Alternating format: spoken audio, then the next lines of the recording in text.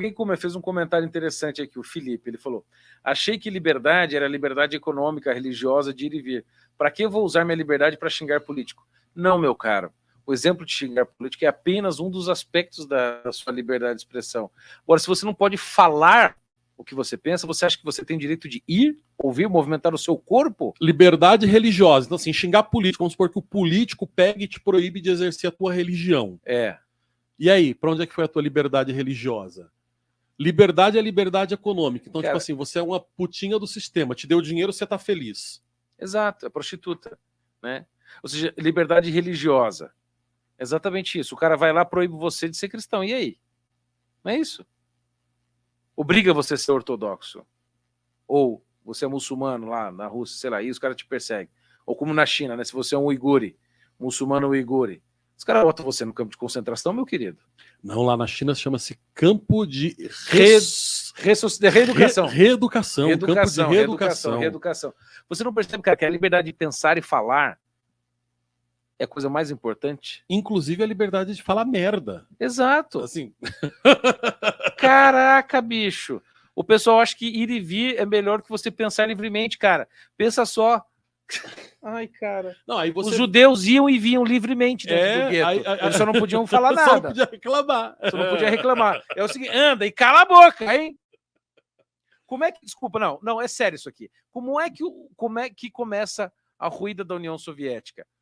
Com aquele senhor chamado Alexander Solzhenitsyn falando, sua besta! Foi um homem falando livremente. Escrevendo em livro, cara. Porra. Se expressando, meu Deus do céu. Como é que acontece a Revolução de Veludo na Tchecoslováquia? Aqui, ó, falando, meu filho. Como é que a igreja tomou conta do planeta? Falando com o testemunho oral por 300 anos antes de ter a Bíblia. Seu animal. Puta que pariu, meu saco! Liberdade é ter dinheiro, Ai, Bernardo. cara. Sabe o que é? Essas pessoas acreditam que se um governo der paz e der prosperidade para eles, vai estar tudo bom. Ou seja, não, deixa minha vidinha aqui, eu sigo minha vidinha, eu ganho meu dinheirinho e tá tudo bom. Não tá tudo bem, meu querido. Não tá tudo bem.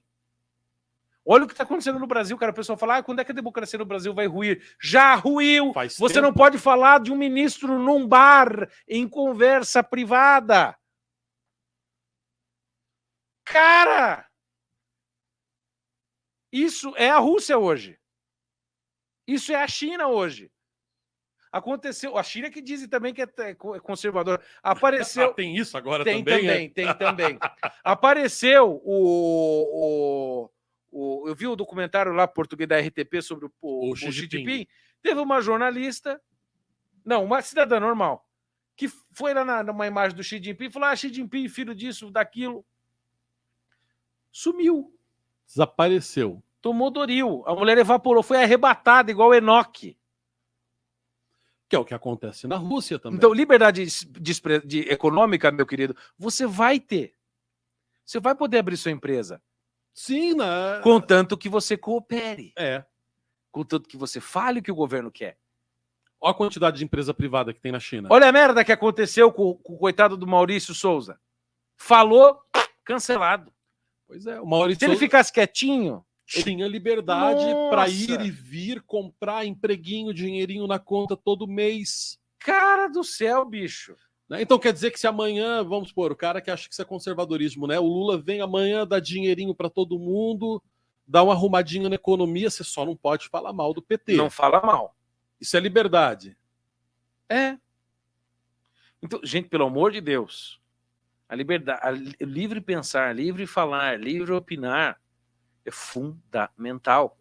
Será que as pessoas não entenderam isso? É o tipo de cara, entendeu, que acha que é ser conservador fazer PL, projeto de lei, para proibir o funk. Pronto. Cara, você não tem que proibir o funk. Você tem que fazer algo melhor, que engula o funk na sua vida. E deixa o cara... Pô, se o funk suplantou o pagode, por que algo melhor não pode suplantar o funk? E outra, né, meu? Liberdade é isso, é o cara ser livre até para ouvir funk. Exato. Não é como você vê em vários estados americanos, onde assim, olha, você quer ser nazista? Você é livre para ser nazista. Você não pode, obviamente, digamos assim, agredir, fazer... O cara, assim, eu sou convicta, o cara tem lá a convicção dele. Aí os caras vão lá e fazem tipo assim uma passeata, né? Aí é o seguinte, o que é liberdade? Liberdade é como eu lembro do que aconteceu na cidade do interior americano, que juntou uma galera lá, um bando de judeus lá, e fizeram tipo uma passeata dos judeus pró-armas no mesmo dia da palestra, da passeata do pessoal da supremacia branca. Né? Aí só saiu a judeusada com ponto 40, pai e tal, entendeu? Isso é liberdade, cara. Ah, não é. Olha lá, a Confecções Semi. Discordo totalmente dos dois. Putin é conservador, faz tudo para conservar o seu poder. Só nesse ponto ele é conservador mesmo. Ai, gente, olha, isso é igual, por exemplo, assim, chega o Lula hoje e começa com um discurso contra o aborto, contra a ideologia de gênero, contra tudo. Mas ele não renega nada do seu passado e não entrega ninguém. E aí vai todo mundo cair, cara. Vai, mas você tem dúvida? Meu Deus, não é possível, gente. Não se acredita em gente que fala, não se acredita em discurso. Era o que Jesus dizia, olha, existe em certas pessoas uma desconexão grande entre o falar e o agir. E Jesus disse, não fique muito no que essas pessoas dizem. Observe a vida deles. Ou seja, pelos frutos os conhecereis. Qual o fruto que esse cara está dando à população russa? O pessoal tá lá aplaudindo porque umas feministas foram protestar em frente a uma igreja e o Putin prendeu. É muito engraçado, eu concordo, é legal. É legal, mas... então, aí vai você também, tipo assim, não é porque o Putin não gosta de feminista, é porque o Putin não gosta que protesta, amigão. Entendeu? Pega um bando de conservador católico e vai fazer protesto na frente do Kremlin. Exatamente. Vai lá. Exatamente. Essa é a questão. Por mais que você deteste feminismo, o crime vamos supor, invadiu propriedade privada. Tá? A igreja é uma propriedade e tal. Você pode prender por invasão à propriedade privada. Você não pode prender porque ela era feminista. Sim.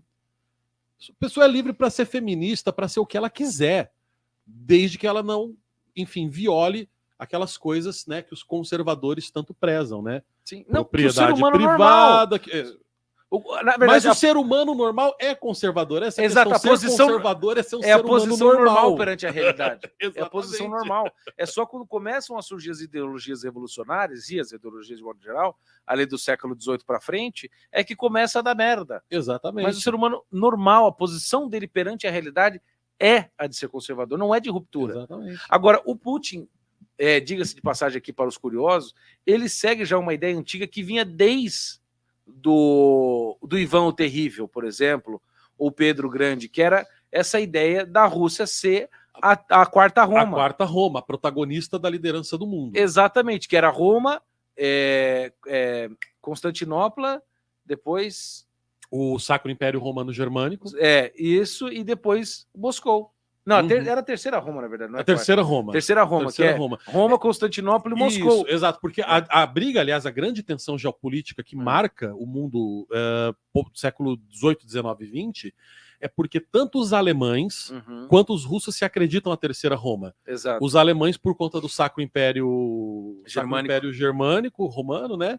E os russos por conta de Moscou. E por quê? Porque, de fato, a família real russa, que, olha só, foi morta pelos comunistas, não é? A família real russa, ela, de fato, descendia do último imperador da Roma Oriental, de Constantinopla. Isso, exatamente. De Constantinopla, ou seja, Roma Oriental, né? Então, Roma Ocidental cai, Roma sobrevive através de Constantinopla, do Império Bizantino. Então, o último imperador do Império Bizantino, ele tem ali, por conta de uma filha que se casa com essas... Né, os arranjos de casamento, e ali, então, insere a linhagem deles na genealogia real russa. Então, isso, de certa maneira, estaria no gene do poder russo. Quando os comunistas ali matam a família real, o próprio Stalin acreditava que eles herdaram esse gene do poder romano. E o Stalin, inclusive, tem um texto dele, quando ele era jovem, ali na Universidade de... Esqueci a capital da Geórgia, lá onde ele estudou. Pô, deu um branco, eu sabia o nome da capital da Geórgia, esqueci agora. Tbilisi, né? Da Universidade de Tbilisi, que é a capital da Geórgia. Foi onde ele estudou, que ele era georgiano, ele não era russo, né? Não. Então... o Stalin também, né? O Stalin, é do Stalin que eu tô falando. Tá. O Stalin. Não é o careca, é o da bigorna. O da bigorna. O da bigorna.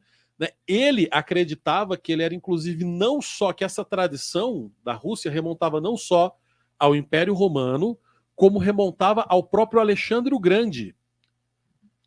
E que a Rússia era a herdeira natural do próprio Alexandre o Grande. Como Alexandre o Grande fez o quê? Ele Não é nem Pedro Grande, é Não. Alexandre o Grande. Porque Alexandre o Grande fez nós o quê? Nós temos aqui o nosso, né? O Alexandre o Grande. Temos o Alexandre o Grande, não é? Então o Alexandre o Grande, quando foi lá e unificou a Ásia Menor, né? Cortou lá o nó górdio e unificou a Ásia Menor, aquela coisa toda. Então isso transformou, né, o povo ali do Cáucaso, digamos assim, no povo que teria o protagonismo da unificação da Eurásia.